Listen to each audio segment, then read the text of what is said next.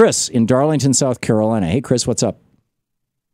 Well, I've thought of several things since I've been on hold, but I called in to say, that ever since Ronald Reagan, the Republicans have been trying to sell us, this vision of just go back the way it used to be, like in Happy Days, Right. Richie and Potsy and the bad boy, the baddest guy in town was the Fonz, and even he was a nice guy.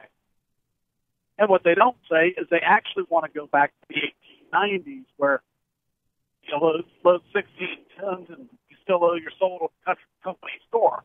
Yeah, you're breaking up, Chris. But did you say that they don't want to go back to the 1950s? They want to go back to the 1890s, back to the Gilded Age? Yeah, they're selling the 1950s, but what they really want is the 1890s. I agree. I absolutely agree. Or at least the 1910s and 1920s when you had the Lochner Court. I absolutely agree, and some of them are coming right out and saying it.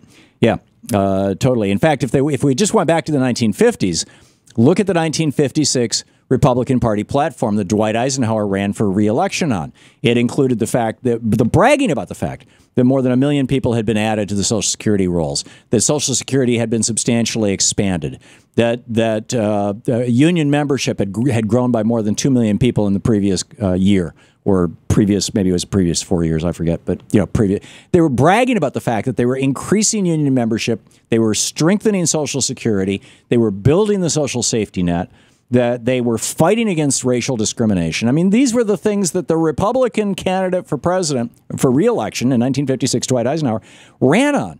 And there's no way that the Republicans want to run on that stuff. So no, and plus the top tax rate was 91%. No way the Republicans want to go back to that. So you're absolutely right, Chris. They don't want to go back to the 1950s. They want to go back to the 1890s when there were basically no taxes on rich people, at least no income taxes. And I mean, the income tax didn't even come along until 1913. And they could just run the show. Chris, thanks for the call. Well said. We'll be back. It's 15 minutes before the hour.